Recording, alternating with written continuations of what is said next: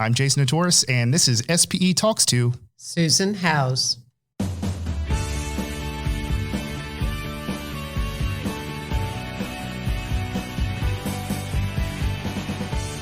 Welcome to the SPE Podcast. Susan, great to have you here with us today. Thanks. I'm so glad to be here. And we're indoors right now, but I understand you're an avid outdoorsman. You like hiking, you like camping. I've not heard of this before, but bear spray. It's apparently important, but difficult to bring with you when you're actually going on adventures. Yeah, Jason, I was just recently in Montana, and my husband and I went up there for our vacation and purchased the bear spray to have with us as we went hiking through Glacier National Park. And interestingly enough, you cannot bring it on a plane. So luckily we have some friends that live there, so we left our bear spray with our friends so they could use it on their hiking adventures. But it's a beautiful part of the country and a great place to go for a little escape from the heat of Houston. So we enjoyed our trip. Fair enough. Well, before we get into some of the tips and advice that you have for our listeners, we do want to let everyone listening know that SPE, they have an app. You get access to OnePetro, the latest technical content from SPE publications, and a full SPE events calendar. I've got the app on my smartphone home screen, easy to access, easy to use. It's available in both the App Store and Google Play. Just search SPE International and download today.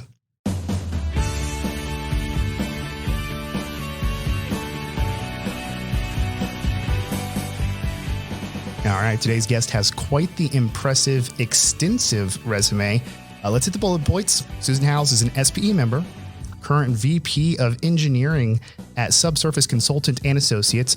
You've been on quite a number of boards, co-authored several papers, honors, and awards dating back into the 90s, serving many roles in the Gulf Coast section, actually, is where I see you kind of got your start.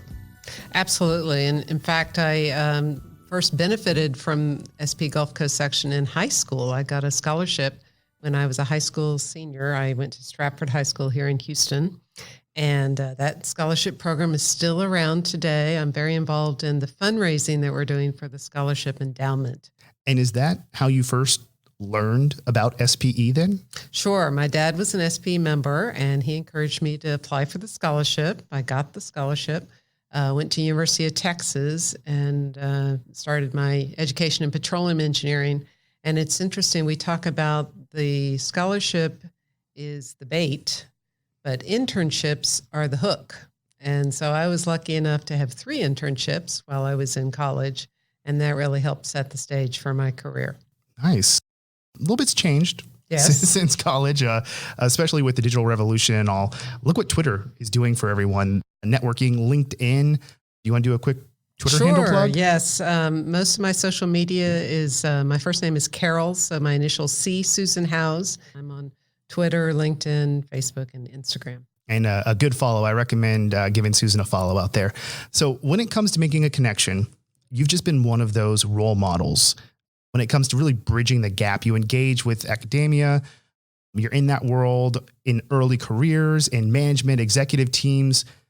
How are you so successful at navigating that? So I've had an opportunity to work throughout my career in a number of roles that have given me those chances to interact with the different facets of our world. Early in my roles at Anadarko, I was involved in the recruiting and training of young engineers. So that put me into the realm of interacting with academia. And in fact, I'm still on the new foundation, the organization that's been formed, the Petroleum Engineering Department Heads Association, has me as their member who's not a department head. So I'm enjoying that. And I think in many cases, I've been involved in working with both young professionals and with managers as part of my roles in both Chevron and Anadarko, and now, of course, with Subsurface Consultants.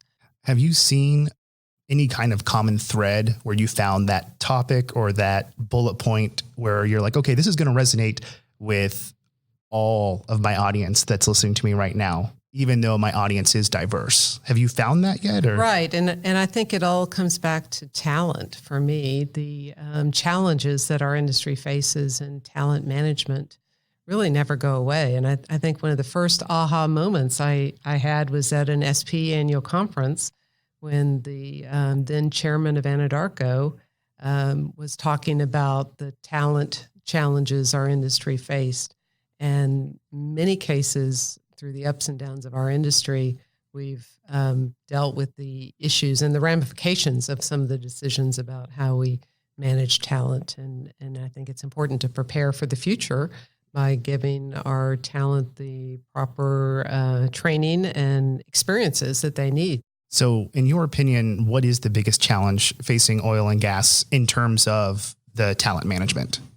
Well, I think part of it is that we have so many stresses on the system. We've got stockholders, external advisory groups, investment groups looking at the short term of our results. And sometimes we don't plan well for the long term and we're focused on the short term. So it's really trying to look beyond the next quarter and trying to do some long-term strategic planning. How long-term are we talking? Well, in some cases, it might be 5, 10, 15 years.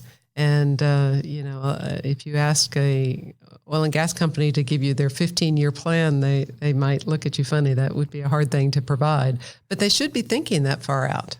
How about some tips for someone who may be going into an interview? A lot of the news the past couple of months has been in mergers and acquisitions. We've had Hillcorp buying out BP's holdings in Alaska, the big ones, Oxy and Anadarko, where you actually spent about 25 years to start your career. What about the leadership skills, soft skills in general, can people use to help differentiate themselves in the workforce? So I think these aspects hold true whether you're in a merger acquisition cycle or not. You should always be looking out for development in your career. And we like to remind everyone that your career development is up to you. You don't wait for the company to come give it to you. You need to go out there and make it happen. And so in many cases, that means keeping up your resume with the accomplishments that you've already gone through, but looking ahead for the types of roles you would like to apply for. We call that career development planning. Do you have any resources that you could share with the listeners that you would recommend? Unsolicited, just of course. And in fact, if you look on my LinkedIn profile, I've written some articles for both JPT and the Way Ahead SPE publications that are in my LinkedIn profile. So in many cases, I'm just repeating things that I've already published. But I think these are important for people to realize that you really have to own that career development and don't wait for someone to hand it to you. I really like the idea that it is your own. Yes. You are making the decisions. Right. I mean, things are going to happen to you just as they would happen to someone else as well. But at the end of the day, it's how we react to them and how we adjust that we can further or hurt our career. That's right. And I think in many cases, you can set yourself up for success if you make sure that you get the opportunity to learn the skills that will be in demand in the future. All right, so let's pivot a little bit. You're on the road this year as an SPE Distinguished Lecturer. Congratulations. Thank you. You teach courses. You're involved with SPE Awards. Which one's your favorite? Oh, that's like trying to pick one of my children. I couldn't do that. But I enjoy it all because it all seems to flow together. It's a chance to give back, and I've learned a lot, and I've gotten a lot from this industry. So it's my chance to give back. So what drives you to be so committed then, to be so selfless? It's a trait that some people are able to excel at, but for someone who wants to be more in that role, what advice would you give them?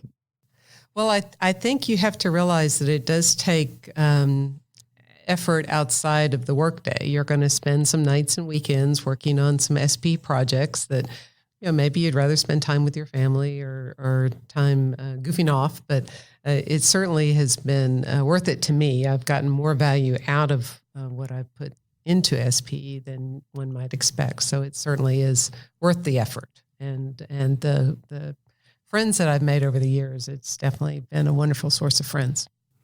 I'll agree. I've heard great advice from some of my mentors that have basically said your advancements in your career come after you clock out. That's right. That's right. The things that you do in your own time are what really matter in the long run. Well, we want to discuss how to put together some nominations for SPE Awards. But first, I do want to remind people that SPE members do get a 50% discount in the SPE bookstore. Visit store.spe.org to look for your next reading material. And watch out for SPE's new book, Hydraulic Fracturing, Fundamentals and Advancement.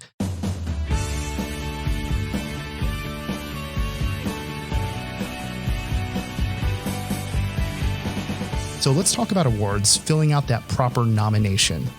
What can people do to ensure that they're going through that process correctly, adequately, to help out the people who are filing through the nominations to select the proper winners? Yes. Well, to begin with, SP members cannot nominate themselves for an award. So someone else has to nominate you. And so often we find that this works well when we have teams of people that work together to put together nominations.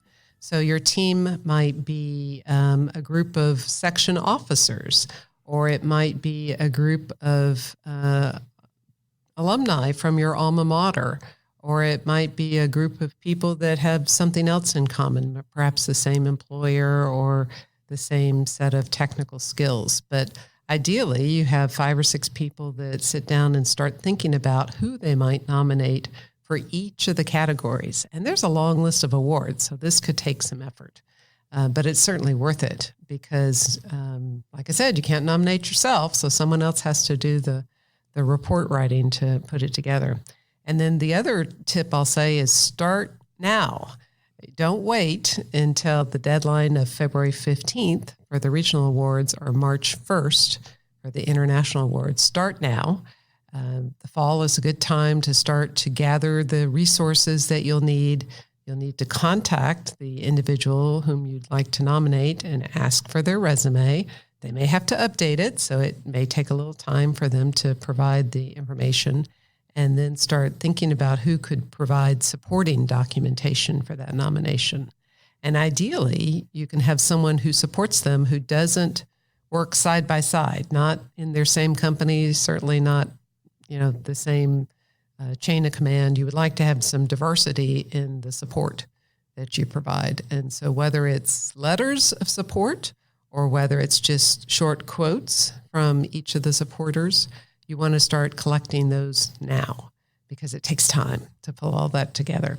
And then think about it. It's really like in any instance, if you were applying for a job, there's a set of key job responsibilities where our awards are much the same way. They have a set of criteria that are listed for the award. So make sure you're matching the right candidate with the right award. Some of them are discipline specific. Some of them have certain age limitations on them. In most cases, they need to be SPE members. And so there's a number of criteria that you want to match up your candidates with the nominations. You hear the testimonies of people who have won the awards, but I've actually heard from those who have nominated and what they felt afterwards when the person they nominated won an award. Yes. Can you talk to that? It's such a rewarding experience.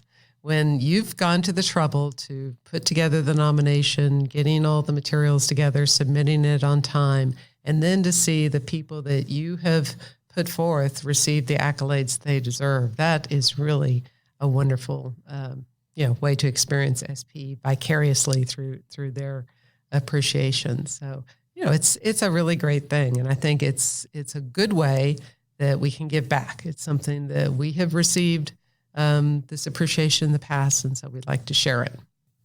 All right. So if you're interested in making a nomination for awards, visit spe.org/awards. We will include that link in our show notes so that anyone that needs to access that can do so there. Susan, where can people find you? Sure. They can find me on social media, and I'm happy to provide guidance on writing awards or anything else I can provide.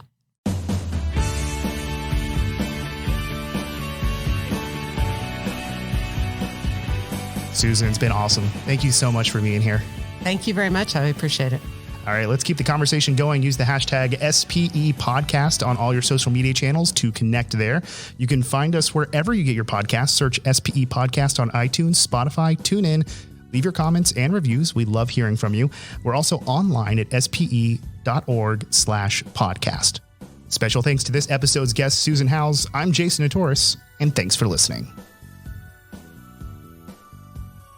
SPE Podcast is powered by the Society of Petroleum Engineers, whose vision is to advance the oil and gas community's ability to meet the world's energy demands in a safe, environmentally responsible, and sustainable manner.